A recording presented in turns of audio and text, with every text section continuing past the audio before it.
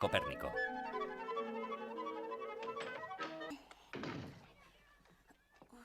¿De dónde has sacado eso? Lo ha traído el cochero. ¿Quién lo envía? Ponía corte de Nápoles. No quiero sus estúpidos presentes. Manuscritos iluminados, una estatua de Hércules del tamaño de un elefante, nunca envían dinero. ¿No es un instrumento astronómico, señor Galilei? Oh, y una antigüedad. Un regalo muy caro. ¿Para qué sirve? Es un mapa del cielo, según los hombres sabios de la antigua Grecia. Intentaremos vendérselo a la universidad. Aún enseñan así. Durante 2000 años, el hombre ha querido creer que el sol y todas las estrellas giran alrededor de ella. El papa, los cardenales, los príncipes, los eruditos, los mercaderes y las pescaderas creían que ellos estaban en el centro de una esfera como esta. ¿Metidos dentro? Es como una jaula. Has pensado lo mismo, pero era el inicio de una nueva era. En Siena, cuando era joven, vi cómo unos albañiles intentaban levantar un bloque de granito. Y tras discutir el tema, en solo 5 minutos, descartaron un método que había sido usado durante siglos. Y hallaron una forma más eficaz de aplicar las cuerdas. Recuerdo haber pensado que el milenio de la fe terminaba. Este es el milenio de la duda. Hoy en día todo está sumido en la duda. Por fin todo el mundo quiere saber qué es eso, cómo es aquello, lo que dicen los libros, pero veámoslo por nosotros mismos. Yo predigo que en nuestra época se hablará de astronomía en todos los mercados y que los hijos de las pescaderas irán a la escuela y, con suerte, aprenderán que la Tierra gira alrededor del Sol.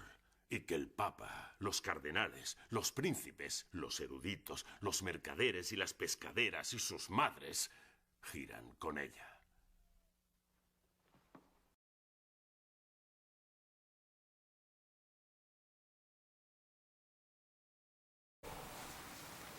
Acabamos de ver un pedazo de la obra Galileo, filmada, llevada a la pantalla grande de Bertolt Brecht. ¿Por qué comenzamos con esto? Bueno, porque gran parte de las ideas que tiene Benjamin están en profunda consonancia con el teatro de Bertolt Brecht. Y una de las ideas principales, bueno, ustedes lo vieron, tiene que ver con lo que permite la estructura material. En el caso del teatro, ya lo discutiremos un poco de eso, de lo que utiliza Brecht son procedimientos formales, podríamos llamarlos así, pero que rompen la estructura, vamos a llamarlo intersubjetiva del teatro.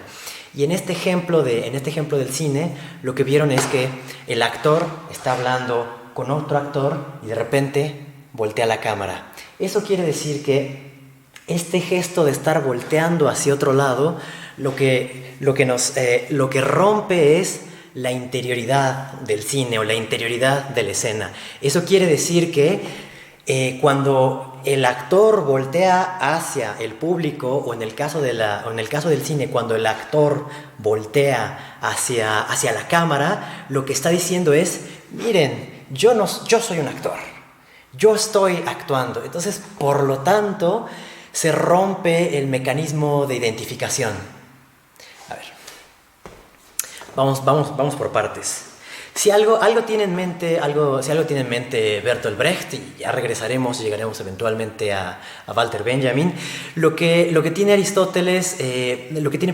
en mente Bertolt Brecht es a Aristóteles, una recepción muy particular, y es la poética, la famosa poética de Aristóteles, en donde está su teoría de los géneros, bueno, de los géneros literarios, y muy especialmente de la tragedia. Ahora, les quiero leer un par de citas de la poética de Aristóteles para que vean cuál es el punto que critica Brecht y con el que anuda Benjamin. Y todo eso tiene que ver con romper la estructura de identificación. Eso quiere decir dejar que el teatro sea pura ficción, el que el teatro y el cine en general, que es hacia donde queremos ir, deje de funcionar como un señuelo de identificación, y que por el contrario nos esté constantemente devolviendo la conciencia de que somos actores, en el doble sentido de la palabra, de que somos espectadores y actores. Es decir, que nosotros cuando estamos en la butaca, generalmente tenemos esa tendencia a dejarnos fundir con el personaje por medio de la identificación hasta el punto que nosotros estamos fluyendo con la propia pieza.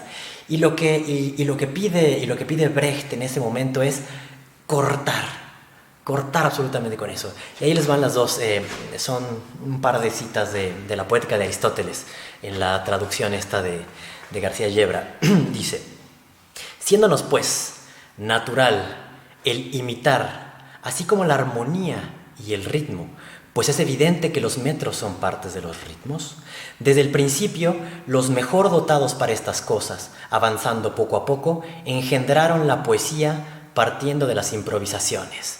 Bueno, no vamos a entrar en demasiado detalle, porque además, si algo se ha escrito es sobre Aristóteles, y hay eruditos y ultra eruditos, pero quiero señalar un punto en especial, que es la teoría de la mímesis, que las artes están creadas para imitar.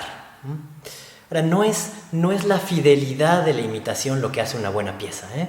Eso no es lo que está diciendo Aristóteles. De hecho, va a decir, lo que se imita es una acción, en el caso de la tragedia, y lo que cuenta es la verosimilitud de las cosas. No se trata de copiar el mundo tal cual este es, se trata de copiar cosas del mundo para que nosotros entremos en un juego de espejos y de reflexión, pero un poco más de eso adelante. Dice, bueno, la siguiente cita es: y la misma diferencia separa también a la tragedia de la comedia.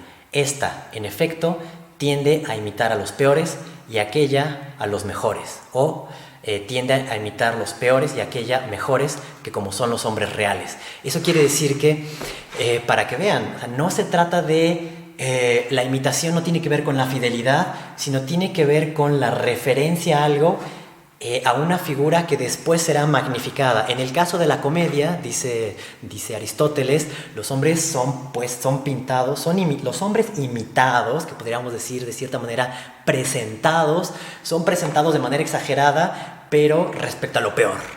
Y nosotros nos reímos en la comedia, o nosotros podemos hacer uso de la ironía, porque vemos reflejadas las peores costumbres. Dice, pero en el otro caso, su contraparte, o la contraparte de la comedia, es la tragedia, porque la tragedia nos hace ver lo mejor y lo más excelso. Entonces, de entrada, estos dos elementos. El arte es imitación, también la literatura lo será, y las artes escénicas. Solamente que, si bien imitan deformando, y eso es muy importante. Si no hay deformación, tampoco hay imitación. Una mera copia sería absolutamente indiscernible de lo copiado, si fuera una copia perfecta, pero solamente se puede copiar si no se copia idénticamente, de tal como más adelante, muchos siglos después, dirá, por ejemplo Kierkegaard, según el cual repetir algo es volverlo a actuar de una manera diferente. Entonces no es lo idéntico, y la mímesis no debe ser pensada como una copia idéntica. Muy bien, entonces seguimos con pasajes resultaron ser más que un par, pero seguimos con estas citas de la Poética de Aristóteles. Dice: es pues la tragedia imitación de una acción esforzada y completa, de cierta amplitud. Acuérdense que lo completo es porque tiene un principio, un medio y un final. De cierta amplitud, en lenguaje sazonado, es decir, que tiene recursos literarios, separada cada una de las especies en las distintas partes, actuando los personajes, y no mediante relato, y que mediante compasión y temor lleva a cabo la purgación de tales afecciones. Este es gran pasaje, el más famoso de la tragedia y también el más discutido y el más oscuro en Aristóteles. ¿Por qué? Bueno, se ha discutido cuál es el sentido de este texto de Aristóteles, pero cuál era la función también, si era un texto quizá no escrito, o sea, no para ser leído, sino para ser por todo el público, sino él como sus notas personales. En todo caso, lo importante es que en esta cita aparece la palabra purgación. Bueno, así es como lo traduce García Yebra, pero bueno, la palabra griega es catarsis, ¿no? Entonces, es de aquí donde surge la famosa idea de que la tragedia, y después que se extiende al teatro en general, es que el espectador va al teatro o a la tragedia para sentir una catarsis. Entonces, a ver, pero esto de la catarsis es también un término muy oscuro porque no lo está usando Aristóteles en un sentido propio, sino lo está utilizando en analogía, ¿no? Muy en esta vena aristotélica. Y el término generalmente es utilizado en los contextos médicos. Entonces, es por eso, me parece bien las observaciones de García Yebra y de otros traductores, sobre todo aparentemente a todo lo largo de la Edad Media, la palabra es vertida como purgación. Entonces, lo que está diciendo Aristóteles es que se asiste a la tragedia para ser purgado de ciertas afecciones. Ojo, no es que uno vaya a purgarse de estas dos pasiones que son la compasión y el temor, sino al revés. Uno va a experimentar temor o terror y compasión para ser purgado de ciertas afecciones que uno tiene en el alma. Ahora, eso tampoco se entiende mucho, sigue estando bastante poco claro. Llegaremos a ello. Simplemente les leo un par de cosas más y creo que con esto podríamos tener suficiente material como para poder decir algo sensato sobre la poética de Aristóteles y la función de la catarsis. Dice más adelante: y también resulta claro por lo expuesto que no corresponde al poeta decir lo que ha sucedido, sino lo que podría suceder. Esto es lo posible, según la verosimilitud o la necesidad. Entonces, fíjense lo interesante. Lo que está diciendo Aristóteles es: no se puede decir cualquier cosa en la tragedia. Eso es el famoso Deus ex machina, que son todos los artificios y que esos no pueden estar dentro de la trama, son simplemente para resolver cuestiones de la narración, pero que no están en el núcleo, en el núcleo o en la estructura misma, en el inicio, en el medio y en el final de la historia. Más bien, se trata de que las cosas se muestren de la manera más verosímil posible y que eso nos muestre una suerte de esencia de la cosa en que está en cuestión. Porque me van a decir, pero ¿esto qué tiene que ver, ¿no? Si esto es ficción, bueno, no, pero parece que a veces la ficción es el mejor camino para la verosimilitud de cómo son las cosas. ¿Ah? Y esto es importante porque no se trata aquí en el arte, no se trata ni de la ciencia filosófica, es decir, que ve las cosas como podría pensar en Platón, donde ve las esencias y donde son las cosas como ellas son, ni tampoco se trata de una mera práctica para obtener algunos beneficios, ¿no? Lo digo por la palabra esta de purgar, no es una técnica de ese nivel, no, más bien se trata de poder reflejar el objeto imitado a partir de una exageración de tal manera que se pueda alcanzar una especie de verdad general. ¿Pero de qué? Ahí viene.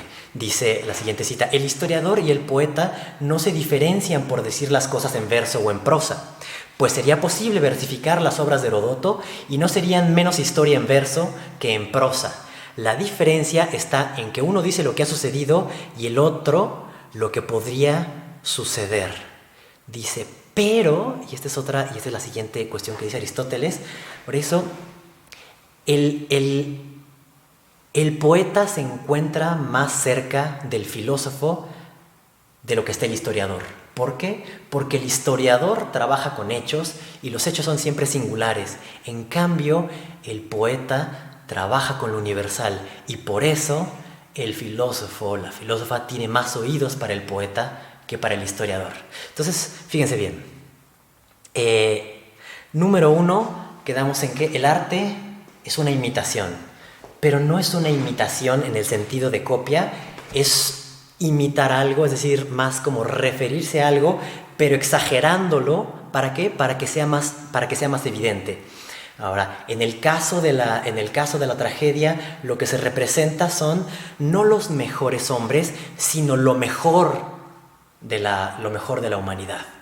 Acuérdense que lo que se está exponiendo aquí no es la vida de tal o cual persona, no nos interesa finalmente lo que le pasa a Edipo, sino en tanto que él representa cierta cosa.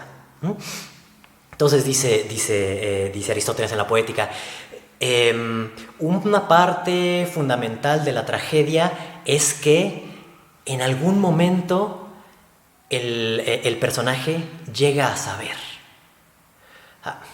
Todo le va pasando a Edipo, lo digo porque es una tragedia con la que todos y todas estamos familiarizados. Uno va viendo lo que le va pasando, pero él ve sin ver. Recuerden esta imagen también de que a veces son los ciegos los que ven más y los que tienen ojos no los usan para ver porque se tiene que ver con otros ojos. Pero a final de cuentas, lo que vemos en Edipo, y que es lo que sucede en general en las tragedias, según el análisis de Aristóteles, es que el personaje termina sabiendo y que todo su pecado ha consistido en la ignorancia. Entonces, cuando nosotros dimos ¿qué es lo que se está imitando? Bueno, claro, se está imitando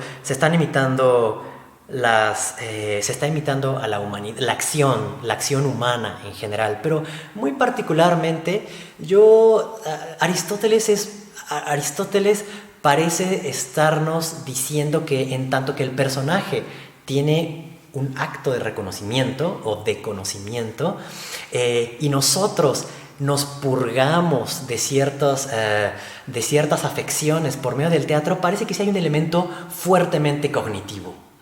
Se trata de saber, y eso es también lo que liga a la poesía con la filosofía, que es algo de la verdad, algo del orden de la verdad. Entonces, si uno sabe, ¿no será que lo que se está imitando es justamente la ignorancia humana y el saber humanos? Entonces, lo que está siendo imitado es esta ignorancia, y de lo que nos liberamos es de la ignorancia como afección. O sea, todos los dolores que se siguen de la vida provienen quizá de una suerte de ignorancia, y aquí estamos en aguas que podrían ser medio socráticas, ¿no? En fin, si esto es así, que es una mera hipótesis, pero digo, es una hipótesis bastante plausible, al menos en la forma de recibirse con Brecht. Si nosotros somos curados de cierta ignorancia en el teatro, entonces el teatro resulta tener un poder cognoscitivo. Ahora, el asunto es dónde deben resolverse las cosas. Y ahí está el punto donde verdaderamente tiene algo que decir Brecht. Porque si parece que nosotros vamos al teatro o vamos a la tragedia para ser curados ahí mismo, lo que diría Brecht es que al contrario, nosotros vamos al teatro para darnos cuenta de la enfermedad, para darnos cuenta de lo que está mal, y la cosa no se puede resolver en el teatro. Eso sería en el siglo XX la primera forma o la primera estrategia o modus operandi de la ideología, que al presentar los conflictos humanos intenta resolverlos precisamente ahí en la escena, cuando ese no es el sitio de resolución. Para Brecht, las cosas se resuelven fuera de la escena.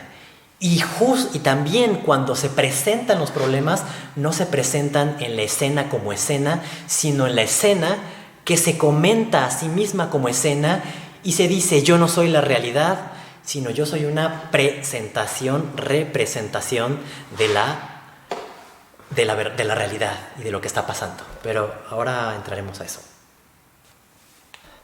Ya habíamos hablado en algunas clases anteriores el efecto que tiene el psicoanálisis, pero antes del psicoanálisis está desde luego Nietzsche, está Schopenhauer, está en general toda la tradición de la sátira francesa, ¿no? de la Ilustración, y después dentro de los propios alemanes la corriente de la ironía, el trabajo con la ironía, que es muy particularmente por los hermanos Schlegel, pero esas son solamente algunas referencias por ahí esporádicas. Lo importante es que lo que se está discutiendo es cuál es el género que mejor representa la verdad de la humanidad en un momento dado. Esa es la cuestión del siglo XIX y que se va a filtrar hasta el siglo XX. En el 18 Brumario de Luis Bonaparte está este famoso pasaje de Marx, y ha sido repetido muchas veces, que las cosas suceden dos veces, primero como tragedia y luego como farsa, ¿sí? Esto no es una ocurrencia de Marx, esto es algo que está ya discutiéndose en Hegel, está discutiéndose en Schelling, está discutiéndose en general por todos los alemanes, todos los que pertenecen a la filosofía clásica alemana, que están diciendo cuál es el género que mejor nos representa y que mejor habla del espíritu. Y hacia lo que está apuntando Marx, y que de alguna manera estaba ya también ahí mostrándose con Hegel y con Schelling, es que la tragedia no es nuestro género. La tragedia es un género muerto, e incluso las formas modernas de la tragedia, como son Hamlet o como son... Hamlet por poner la tragedia, pero en general, un ejemplo de tragedia emblemática de Shakespeare, pero en general son Shakespeare y Calderón de la Barca los dos grandes ejemplos de la tragedia contemporánea, ¿no? En la cual ya no es el destino de los dioses el que los lleva a la ruina, sino que es el destino de su propio carácter, pero dentro de su propio carácter ellos se forjan su destino y en ese sentido, aunque sea trágico, son libres, trágicamente libres, ¿no? Bueno, pero lo que se está discutiendo en el siglo XIX es que ya no creemos en eso. Hay algo dentro de nuestro propio espíritu que se ha distanciado de sí mismo y ha terminado por descreerse, ¿no? Eso tiene que ver en cierta forma con estas ideas de Kant de la mayoría de edad, que la Ilustración es la salida de la humanidad de su infancia, y salir de la infancia significa salir de los mitos, y salir de los mitos, esa es la antigua querella de los antiguos y los modernos, que empieza del Renacimiento, pero que forja todo el espíritu y el carácter de la modernidad. Entonces, la humanidad tiene que ver con el surgimiento de la prosa, en primer lugar, es con lo prosaico, con la muerte de la poesía, y tiene que ver, en segundo lugar, con la risa, con el hecho de que las cosas ya no las podemos tomar con toda la seriedad. Entonces, cuando Marx dice que en la historia nosotros hacemos las cosas por segunda vez, ahora sí como farsa, lo que está diciendo es que nuestra época se ha convertido de alguna forma en la época de la farsa y en la época del descreimiento, pero no es un elemento de crítica, es un elemento de constatación y es un reconocimiento del elemento en el cual está nuestro verdadero estado de ánimo. O sea, nuestro estado de ánimo no es la tragedia, es el juego, eso no quiere decir que no haya dolor, ¿no? Después, en la Guerra Mundial, y lo que vimos de las vanguardias, está atravesada por el dolor, el desgarramiento y la desesperación, pero aún ahí no es la tragedia nuestro género. Entonces, habíamos dicho en las clases pasadas que la herencia de todo esto es un descreimiento en la naturalidad del sujeto y por lo tanto del sujeto de la conciencia o del sujeto tal como nos ha sido presentado, y particularmente un descreimiento de las grandes formas literarias en las cuales esa subjetividad supuestamente se objetiva y se presenta en el mundo para conocer su verdad, ¿no? Porque aquí recuerden que estamos en esta tradición que liga la poesía, el arte con la verdad. Entonces, comparemos rápidamente a Brecht para enmarcarlo dentro de otros experimentos también propios de la época, ¿no? Digo, relativamente, son principios de siglo hasta los 50, 60. A ver, no estoy siendo tan estricto, pero sí quiero mostrar como 3 tensiones o 3 puntos diferentes en el teatro.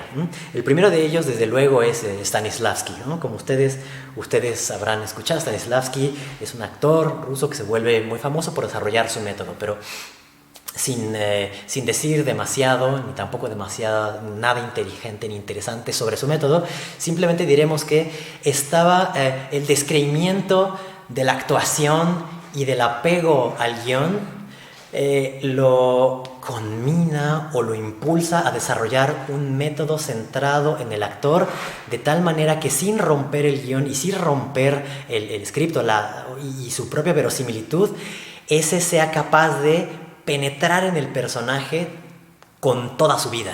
Es decir, que tiene que llevar su mente, tiene que llevar su cuerpo, incluso tendría que llevar su propio inconsciente y ponerlo a trabajar dentro del personaje, pero como ese personaje, de tal manera que ese personaje tenga vida. Porque el teatro se ha convertido en una mera farsa, pero en el mal sentido, no la farsa como género, sino más bien algo farsantoso.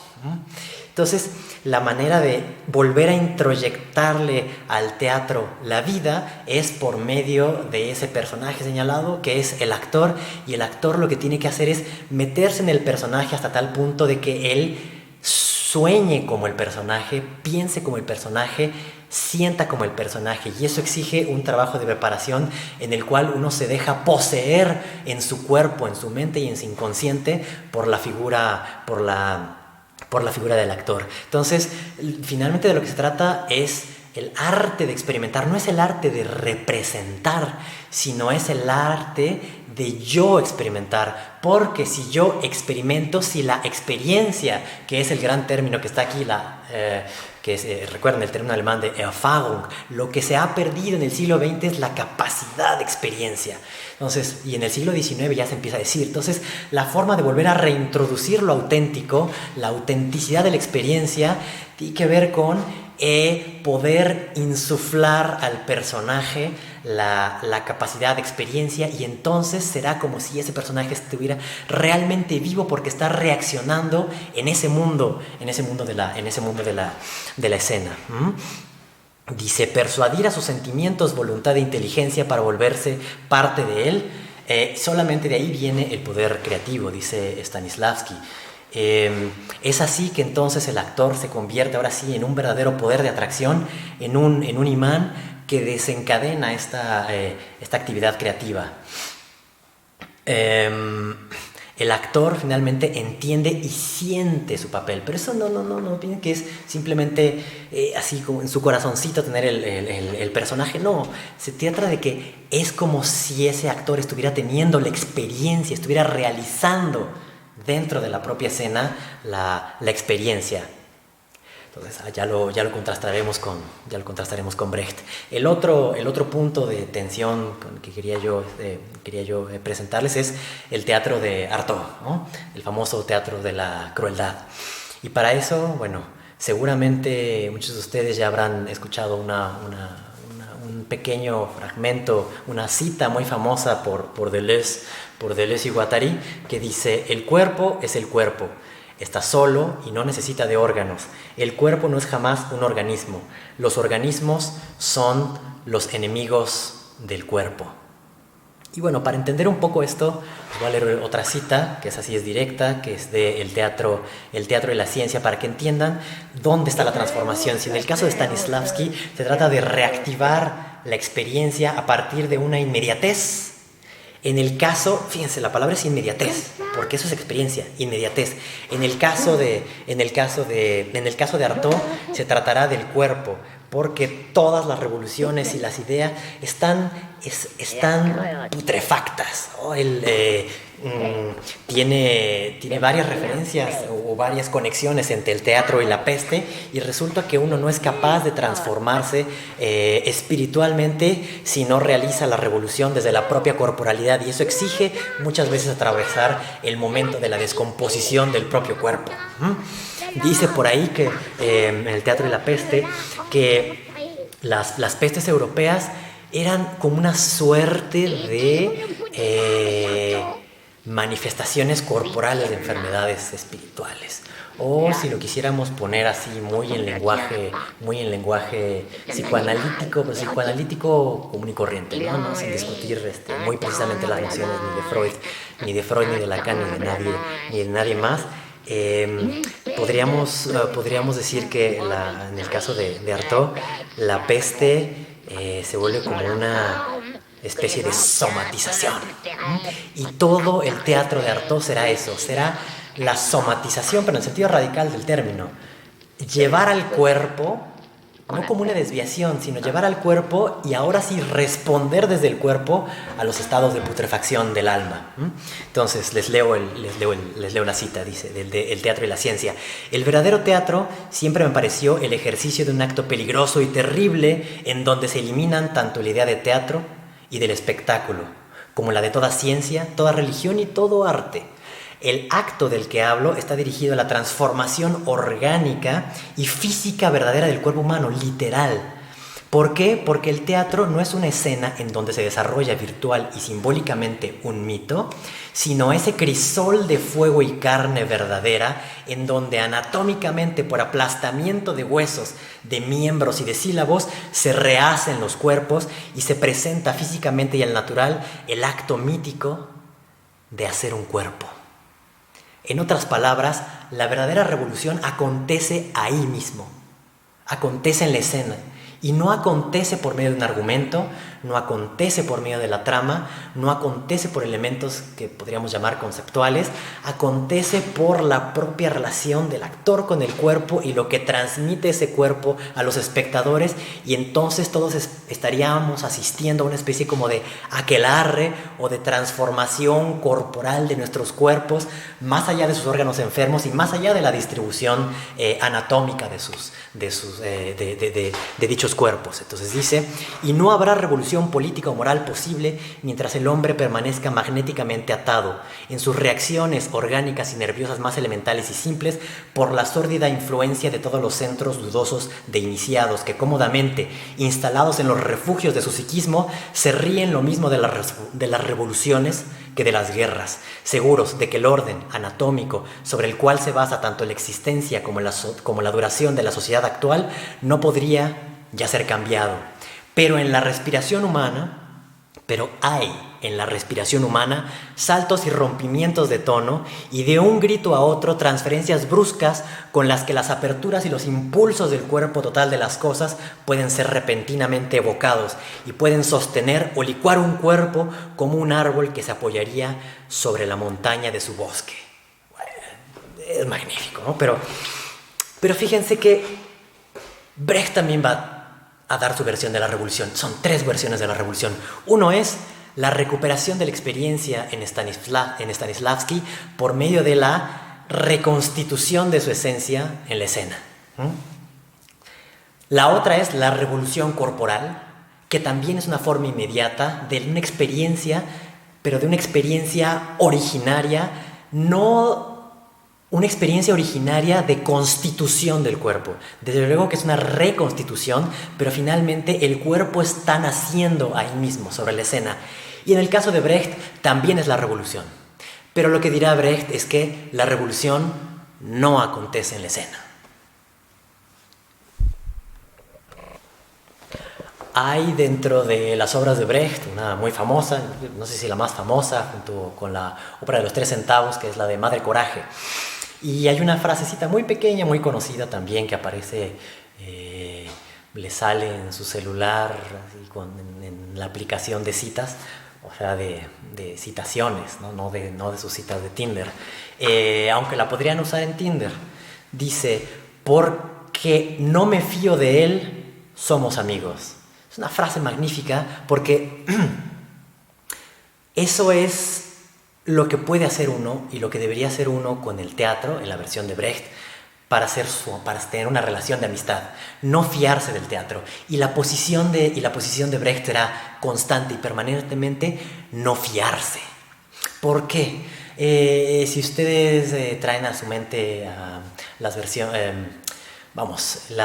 innumerables veces en las que Marx critica a la economía política y la ideología es porque su función consiste primariamente en la naturalización de todo ello que tiene en realidad un origen histórico. Así de simple. Entonces, el punto de arranque del teatro de Brecht es precisamente ese: comenzar a destruir aquello que se ha tornado natural. Por lo tanto, la amistad no puede basarse en afinidades electivas, quizá, o no puede basarse en una especie de transferencia por relaciones inconscientes. Tiene que basarse en la confianza de la desconfianza. Es decir, yo puedo confiar en ti porque sé que tú sabes que en algún momento me puedes ser infiel. A ver, dicho en otras palabras, porque podemos ser infieles, decidimos ser fieles. Pero entonces lo que hacemos es desconfiar de que las cosas deban de ser de cualquier manera simplemente porque son así. Y ahora, ¿cómo nos conecta esto con Aristóteles? Bueno, pues nos conecta con el hecho de que el asunto aquí ya no es imitar las cosas, es que no hay nada que imitar. Ya no solamente es que imitemos algo y lo exageremos para lograr un efecto de verdad, es que no hay nada que imitar. Lo que hay que hacer es traer a la escena aquello que está pasando, pero a partir de una modificación, ahí sí, como en el caso de Aristóteles, por medio de una transformación. Pero lo que va a hacer esa transformación no es exagerar las cosas, sino es romper la estructura misma de la inmediatez.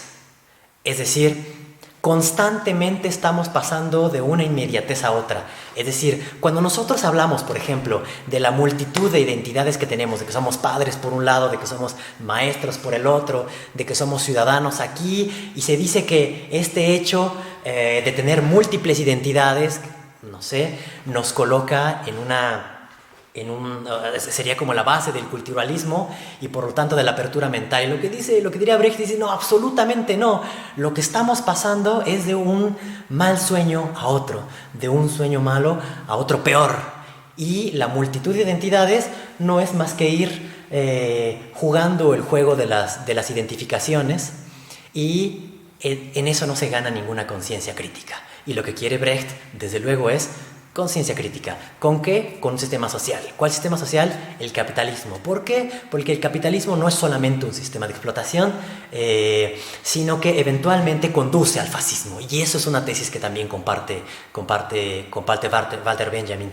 El capitalismo, siempre que se ve impedido, tiene una tendencia a volverse fascista para trascender sus propias limitaciones y volverse a instalar en una nueva etapa.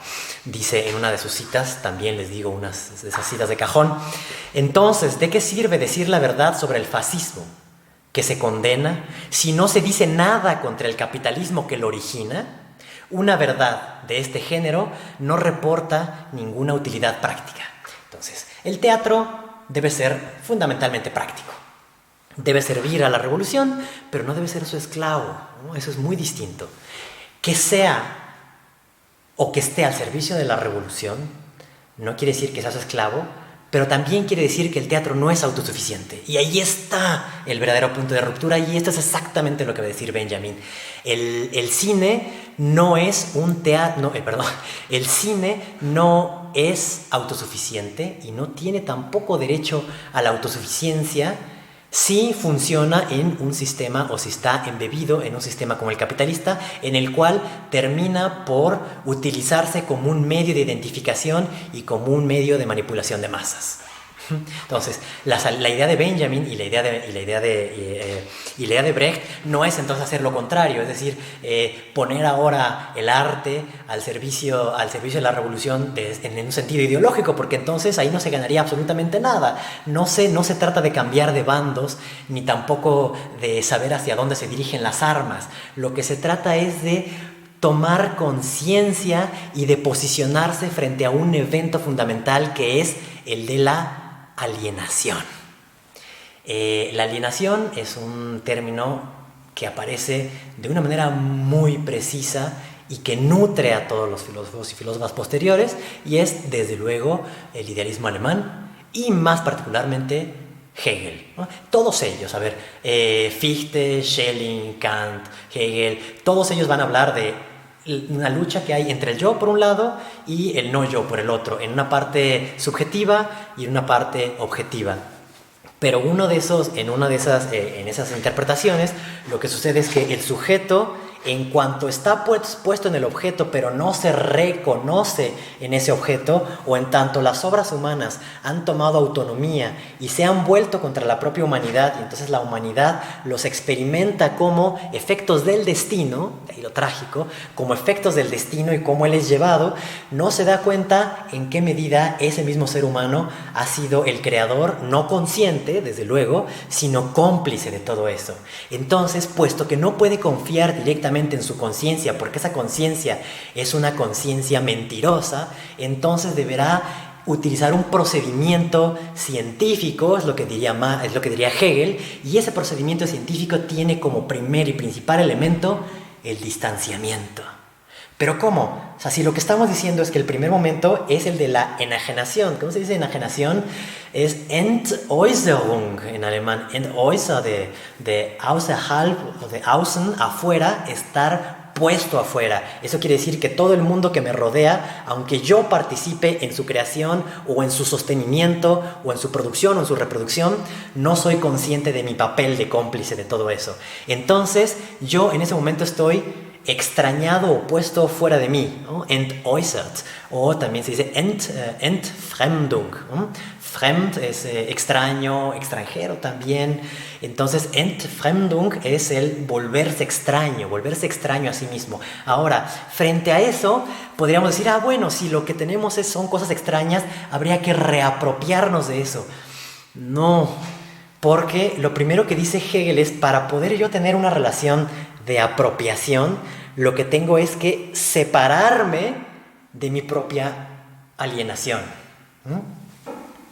Eso quiere decir que yo donde veo una relación sujeto-objeto, no tengo simplemente que apropiarme del objeto, porque entonces sigo en el mismo marco interpretativo. Lo que tengo que es salirme de eso y ver cómo la relación sujeto-objeto es precisamente eso, una relación entre dos términos en los cuales uno deviene el otro, y la verdad no está en uno ni en otro. No se trata de que el sujeto triunfe por encima de la objetividad, o de que la objetividad finalmente sea reconocida y que el sujeto no es nada. No, es que sujeto y objeto no son más que dos polos de una relación en las cuales la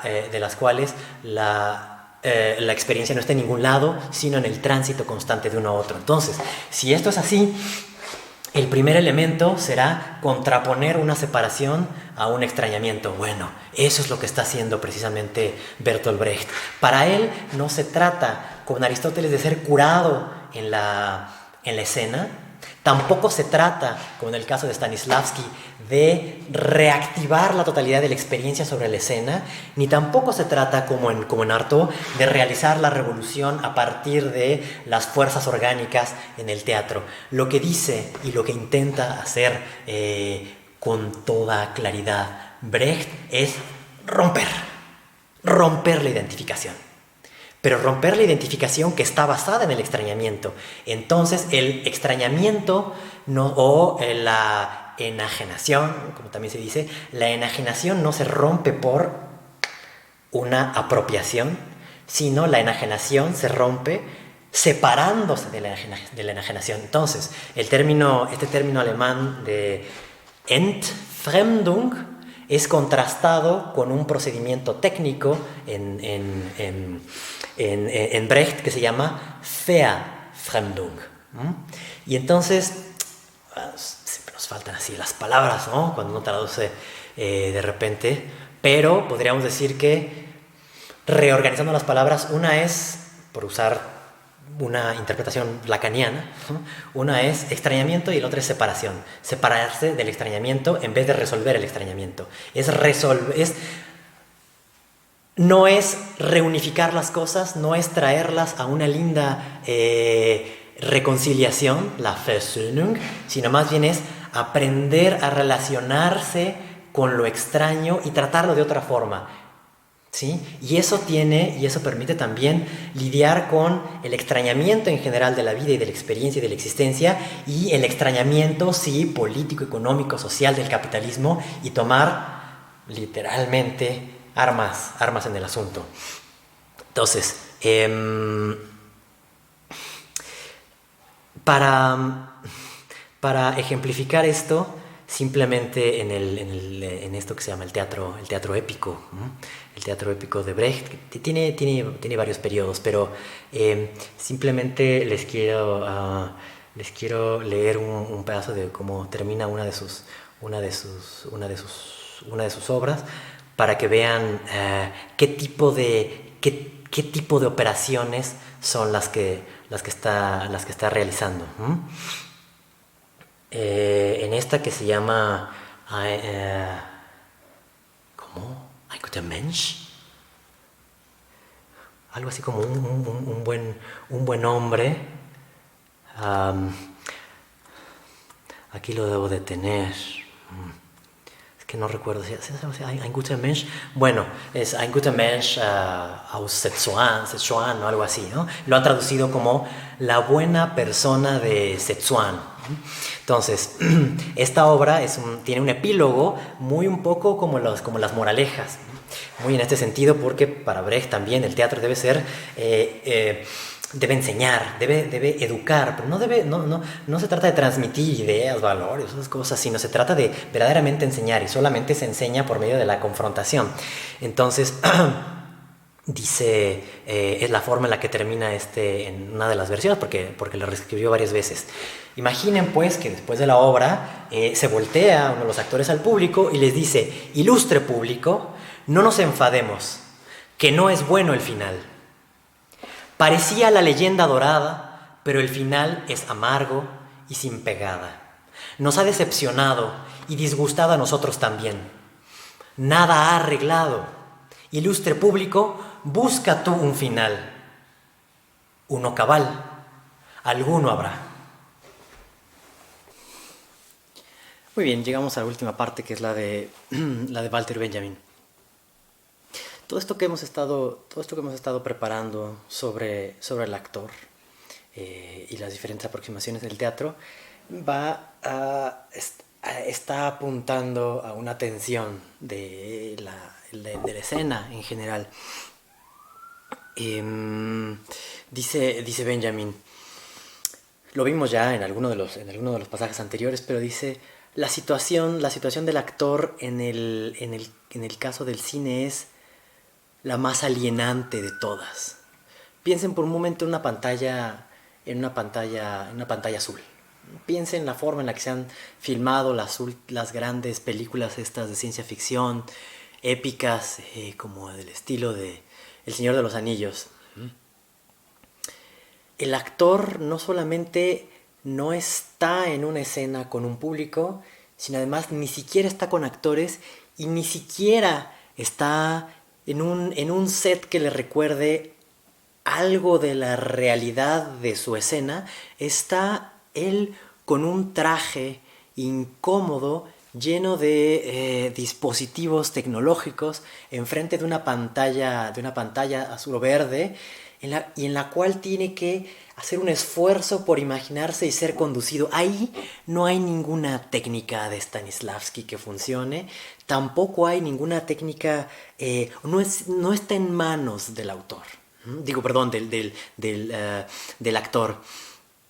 Y en el caso de Artaud tampoco, porque la transformación orgánica que él pide al cuerpo solamente puede acontecer de cuerpo a cuerpo, de cuerpo presente, vamos a llamarlo así. En el caso de Brecht, ya hay, parece que esto empieza a apuntar a las ideas de Benjamin, y de hecho Benjamin las retoma, sobre todo la función del extrañamiento, porque en el teatro de Brecht por primera vez se empieza a romper la estructura, no digamos por primera vez, pero sí se rompe de manera decidida la función del espectador y del actor, y sobre todo la estructura misma, la estructura clásica de quién presenta y cómo se presenta. Entonces, lo que está haciendo Walter Benjamin es retomar esta intuición o esta idea fundamental brechtiana de que lo que se tiene que hacer en el arte es trabajar con la alienación y no tratar de vencerla, y mucho menos vencerla en ese arte. Entonces, la idea de Benjamin en este sentido es que el cine no está para resolver las contradicciones, sino que ni tampoco para mostrarlas.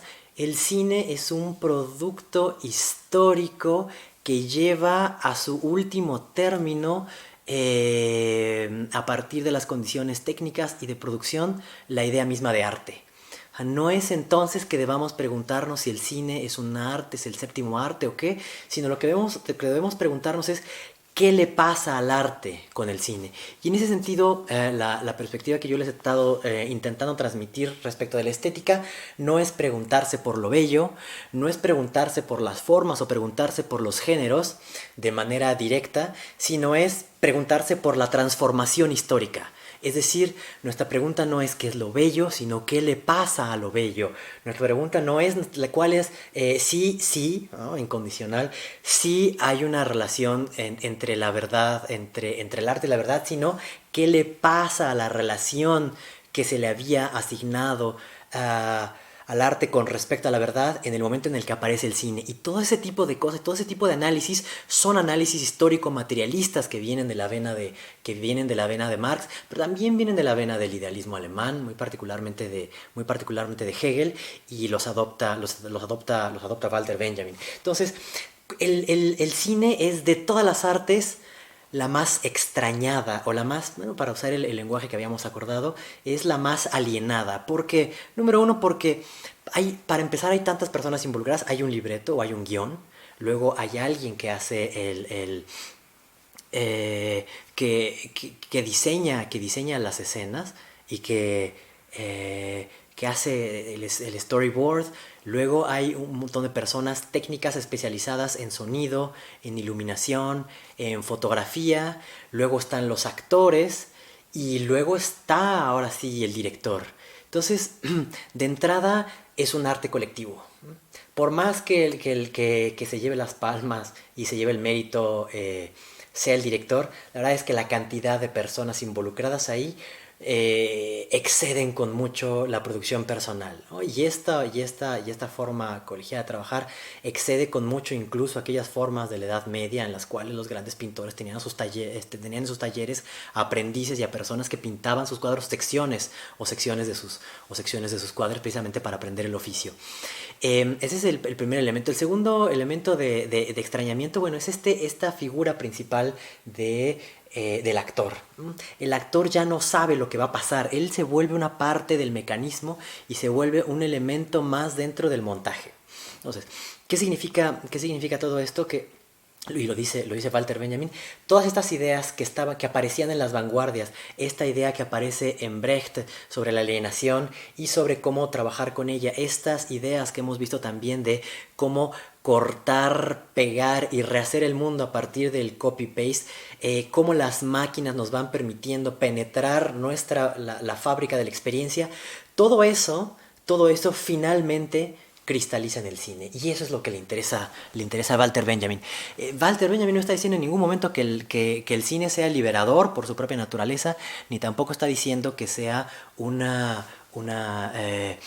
arte para enajenarse. No, lo que está mostrando es qué le pasa al arte a partir del cine y cómo el cine lo que hace es llevar a término, integrar y radicalizar todas estas ideas de muerte del autor, muerte del sujeto, montaje, recomposición del mundo, edición, trabajo interminable, todas estas ideas que estaban ya en las vanguardias.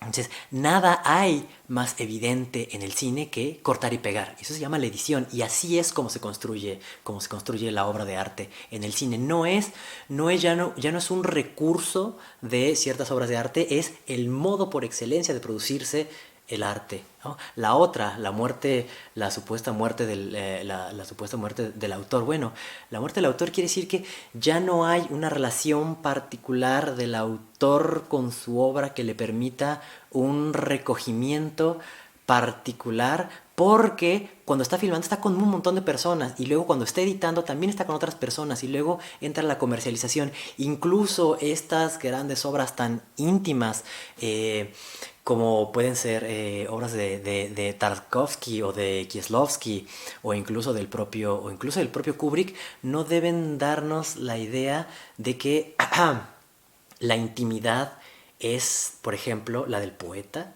o es la intimidad del pintor. No es una intimidad producida, no es una intimidad construida, es una intimidad hecha artesanalmente o una naturalidad, si lo quieren ver ustedes así, una naturalidad artificiosa. Entonces, bueno, esto no podría haber sido posible sin la masificación. En primer lugar, los análisis que hacen los economistas desde el siglo XVIII al XIX, incluido y en último término Marx, es el gran paso del campo a la ciudad, pero la ciudad trae también con sus grandes fábricas a gran cantidad de población, y después de ciertos momentos de crisis lo que empieza a traer es una gran producción, y eso aumenta junto con la medicina y otros elementos también tecnológicos la natalidad, disminuye la mortalidad y eso produce un efecto de masificación. Entonces, dice Benjamin, el cine es un producto de la masificación y un producto de la tecnificación, de las dos cosas al mismo tiempo. Entonces, ¿quién se va a ver al cine? La masa. La masa no solamente va al cine, sino la masa va a verse a ella misma en el cine, porque estos mecanismos de producción son los mecanismos que ella misma en los que ella misma está involucrada en sus trabajos y la forma en la que ella misma entra dentro de la realidad, es decir, como pieza, es decir, como mecanismo, es decir, como un reensamblado del mundo. Ella se está viendo en el cine, la masa. Entonces, los lugares clásicos del arte, que son la galería, o eran pues de la burguesía, que eran, por ejemplo, la galería o la sala de conciertos, son los lugares a donde va la burguesía a escucharse.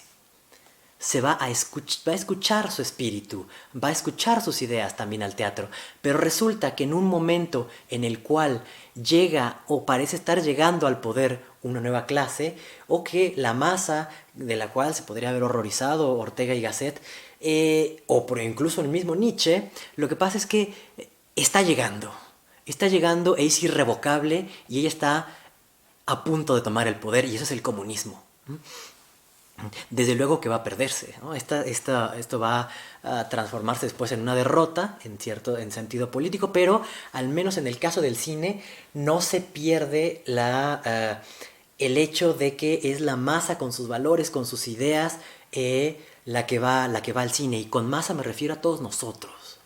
No me refiero, no es un término para designar a cierto tipo de gente, es un elemento o es un término para designar en calidad de qué estamos yendo al cine. Y nosotros vamos al cine masivamente, por más que nos pongamos fifís y que queramos y que vamos cine de autor y que vayamos a cines, esas no son más que sofisticaciones de nuestro espíritu burgués y nuestro corazón aristócrata, que bueno, de alguna forma intenta salvar el gran arte en el cine, pero el cine es y tiene que ser, y como movimiento es fundamentalmente eso, es una estructura técnica de masas que cambia por completo nuestra manera de percibir y nuestra manera de relacionarnos con nuestra percepción, pero no solamente, no solamente nuestra percepción del mundo, sino también nuestros órganos.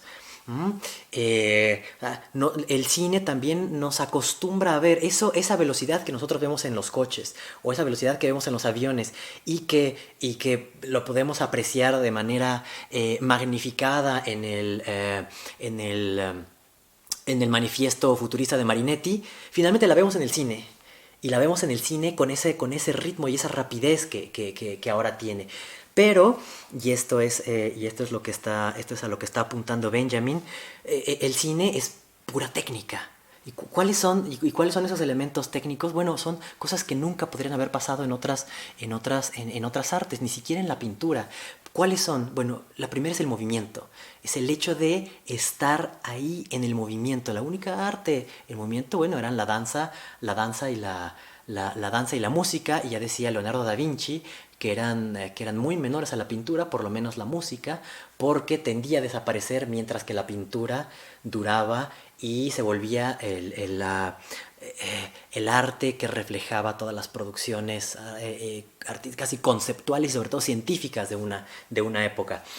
Pero, dice Benjamin, el cine termina haciéndolo de nuevo, termina llevando a su propia manufactura todos la tecnología de punta. ¿Sí? La tecnología de punta. Podrá haber allí un arte artesanal, pero... un cine artesanal, pero ese arte artesanal es pura nostalgia o una especie de dolor frente a la pérdida de Laura. Entonces, si nosotros pensamos en cuáles son estas técnicas, bueno, estas técnicas no están en la experiencia y no están en ninguna otra arte. El zoom in, el zoom out, la cámara lenta, la cámara rápida, el cambio de colores, las transiciones, los fade-ins, los fade-outs, todo eso no viene de ningún lado, todo eso está introducido por la máquina. Dice, pero aquí viene lo interesante, que dice Benjamin, esto de alguna manera nos acerca a las experiencias psicóticas y a las experiencias de la locura, porque precisamente, como lo vimos hace unas 2 sesiones, de lo que hablaba Freud es que en los sueños lo que opera son el cut and paste, o bueno, que son mutatis mutandis, son la condensación y el desplazamiento. Y claro, nosotros despertamos y de repente el mundo se vuelve a recomponer. Pero lo que dice Benjamin es que en el cine podemos vivir la propia locura, podemos tener esa experiencia de una percepción alterada con objetos inexistentes, con yuxtaposiciones inimaginadas y con diferentes velocidades de la existencia, con diferentes enfoques incluso de la existencia. Algo que nosotros no podemos hacer es mirar directamente lo borroso. A nosotros solamente podemos ver de manera enfocada. Claro, podemos entrecerrar los ojos y un poco borrar la visión, pero toda la periferia de nuestra óptica, toda la periferia de nuestros ojos está siempre perdida, está arrastrada, digamos, es eso, periferia. Hay un famoso fenómeno, el fenómeno de Arago, que es de las estrellas en las cuales por su longitud de onda hay ciertos astros que solamente se pueden ver con el rabillo del ojo. Eso es lo que dice Lacan, que consiste escuchar el inconsciente, ver con el rabillo del ojo. Bueno, lo que permite el cine es poder ver directamente una imagen desenfocada, o ver el juego lento, muy lento, de, por ejemplo, piensen en películas como Stilles Licht, ¿no? Que es luz silenciosa, en donde ustedes pueden ver, está toda la imagen borrosa y muy a lo lejos se acerca un camión y va llegando hasta que aterriza en el foco. Eso también nos da la profunda idea de que nuestra realidad está construida y que todo aquello que aparece en nuestra conciencia no es más que un punto focal que se puede perder en cualquier momento. Nuestra conciencia, nuestra propia personalidad no es un ser en sí, no es algo que tenga una consistencia, sino es la convergencia de los rayos y solamente existimos ahí donde está ese foco. Y lo demás es profundidad de campo perdida. Bueno, pues todo eso significa acceder de una manera distinta a la realidad por medio de la técnica. Dice, pero, y esta es la razón por la cual yo les decía que no hay que creer que el cine significa ipso facto y sin ninguna mediación algún tipo de liberación. No, hay que apropiarse de ello. Entonces, muy en términos marxistas, lo que dice Benjamin es que hay que apropiarse de los medios de producción del cine. En otras palabras, tiene que haber cine popular. Porque en esencia el cine es popular. Ahora, esta es también la razón por la cual personajes como Zizek, tan denostados por ustedes, resultan tan ingeniosos a la hora de leer el cine de la mano de la ideología. No, es que la masa va a verse y a ver su ideología al cine. Por eso es el lugar privilegiado para o al menos uno de los lugares privilegiados para leer las fantasías, los deseos, las condensaciones y los desplazamientos de nosotros como sociedad. Pero entonces, si lo que hace falta es apropiarse de ese cine para que entonces, igual que el teatro de Brecht, el cine pueda tener una función pedagógica, una función revolucionaria, una función de despertar y no de nueva alienación, entonces el cine necesita ser reapropiado y necesita ser reapropiado por las masas. Y aquí está la indicación muy interesante que además aparece como un pie de página. Solo les digo, ustedes y nosotros somos, ¿cómo lo podríamos decir? Somos la vulgaridad andante. Somos la peor pesadilla de la aristocracia. Esto, la cámara, YouTube era el horror de los intelectuales y artistas del siglo XIX y de principios del siglo XX. Y pone aquí al pie de página una tremenda cita a Benjamin de Aldous Huxley, el papá. Dice, los progresos técnicos han conducido a la vulgaridad, a su vulgaridad y a la mía. La reproductibilidad técnica y la prensa rotativa han permitido la multiplicación imprescindible de escritos e imágenes. Dice, el material de lectura y formación ha crecido, sin embargo, en un cálculo aproximado en proporción de 1 a 20, tal vez a 50 o incluso a 100. Si una población de X millones tiene N talentos artísticos, otra de 2X millones tendrá probablemente 2 a la N talentos artísticos.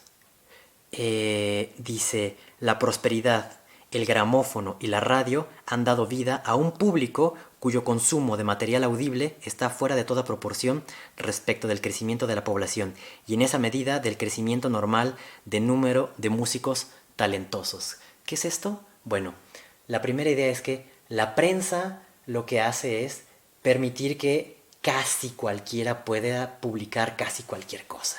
A diferencia de los libros en la Edad Media y de la forma de reproducirlos por medio de la copia, resulta que con la imprenta se pueden imprimir cualquier cantidad de cosas. Cuando se abaratan los costos de esas imprentas y las imprentas a su vez no solamente producen textos de forma masiva, sino que ellas pueden ser producidas de forma semimasiva o a gran escala, entonces ahora sí se podrán inundar los países de textos de toda clase. Pero esto todavía no, esto todavía es el principio. Después vendrá la grabación de los sonidos. Y eso lo que permitirá es que las grabaciones de los discursos y las grabaciones de la música puedan ser repetidas ad infinitum o ad nauseam y además llevadas también a todo el planeta.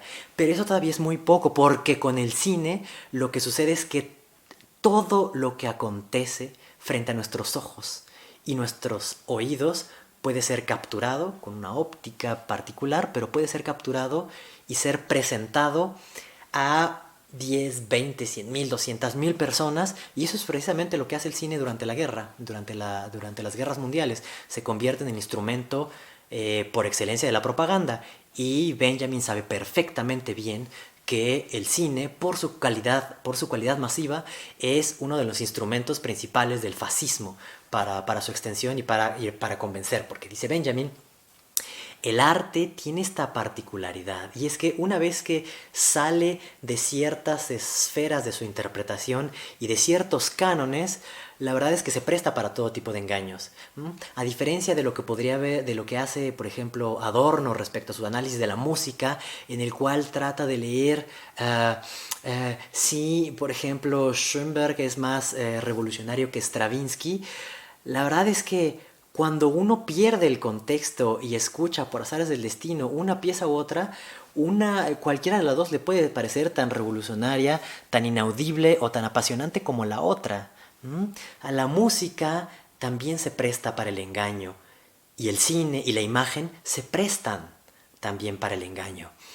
Eso, lo acabo de decir, es el instrumento del fascismo por excelencia. ¿Y con qué trabaja el fascismo? Con los afectos. Entonces, el peligro del cine consiste en que al llegar de forma masiva sobre los afectos y con el apoyo de la música, conforme se va desarrollando esta arte y se van poniendo pistas sonoras, lo que pasa es que se llega al corazón de la gente. Entonces, si uno no quiere permitir eso, tiene que introducir estos elementos críticos dentro del cine que funcionen en el sentido de Brecht, de tal manera que le recuerden a la gente que ella está en el cine, porque si no, lo único que pasa es que el cine se convierte en el reemplazo de nuestra percepción y se trueca en un instrumento más de identificación, y entonces, también lo dice Benjamin más adelante, se transforma en lo que ya se veía que era, que es una forma de dispersión, entretenimiento, y eso, o sea, entretenerse es tenerse entre el tiempo, ¿no? Entre las cosas importantes uno se entretiene, mata el tiempo. Pero entonces, a ver, para volver a esta idea importante de Huxley, lo que está diciendo Benjamin es que parece que está llegando un momento en el cual los medios de reproducción técnica están llegando a más y más gente.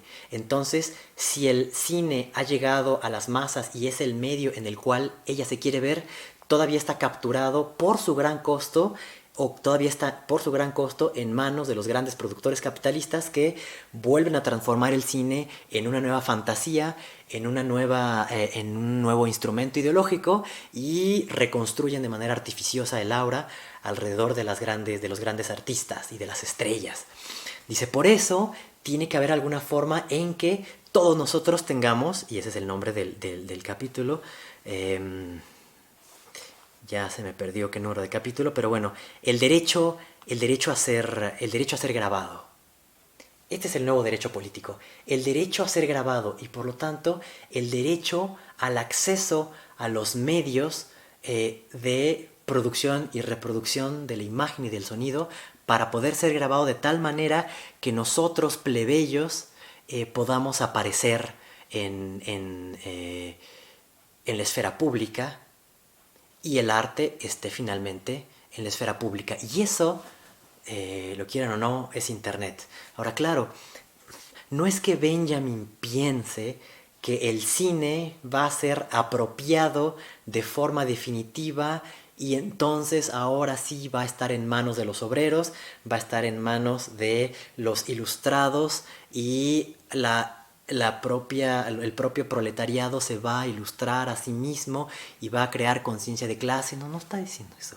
Lo que está señalando es que si bien hay muchos riesgos en el cine, es masificado, trabaja con intensidades afectivas del movimiento y por lo tanto se presta para la manipulación de los sentimientos sin ninguna estructura conceptual y ninguna estructura de mediación. Por el otro lado, representa también la forma técnica más avanzada y la única en la cual nosotros podemos poner a prueba nuestras capacidades técnicas y de experimentación con nuestra corporalidad y nuestras sensaciones y nuestras percepciones en general. Y por el otro lado, dada la democratización o la extensión por el abaratamiento de los costos de la tecnología, resulta que cada vez más gente tiene acceso a ser publicada. Pues es el famoso lema del YouTube, ¿no? Broadcast yourself, ¿no? Bueno, terminemos entonces con esto. El cine representa una posibilidad al mismo tiempo que representa un riesgo, de la misma manera que para nosotros el Internet es las dos cosas. Por un lado, Internet es la circulación de conocimientos y de películas y de libros de forma libre. por el otro lado es un instrumento mercantil, de espionaje, de captura de datos. Por un lado es la manera en que personas que no tendríamos otros medios podemos llegar a otro público, por ejemplo ustedes que están todos en cuarentenados, y me pueden ver en otro momento, o no verme en absoluto, apagarme en el momento en que les dé la gana, porque ya no me aguantan. Pero también esto se puede convertir en un instrumento más de ideología, en donde encuentran pues todo tipo de consejos de coaching y de iluminación garantizada y de triunfo y de papá rico, hijo rico y pobre, no sé. Bueno, en fin, saben lo que digo. Entonces, por eso la visión de Benjamin es no llevar la política al arte, porque eso es el fascismo. Eso es. Tratar de resolver las contradicciones y los problemas políticos en el arte significa, y aquí ya les resuena ahora sí Brecht, ¿no? y su crítica a Aristóteles, significa fascismo. Lo contrario, el comunismo, es politizar el arte. Es decir, utilizar el arte como una estrategia no en favor de la lucha política como si fuera su instrumento y su sirviente, sino más bien llevar la propia lucha política al interior del arte, luchar dentro de con los propios medios técnicos, luchar dentro de la esfera popular, luchar dentro de la masificación, en vez de reaccionar como burgueses o como aristócratas en los cuales criticamos el cine de Hollywood porque representa las visiones más triviales de la gente, porque ella va a perderse, a extraviarse, a entretenerse. No, desde luego que sí, eso no está en discusión, pero si nosotros no somos capaces de ver esta relación dual o más bien dialéctica y de tensión en el propio cine y en su carácter de arte degradado, entonces no entenderemos nunca sus posibilidades.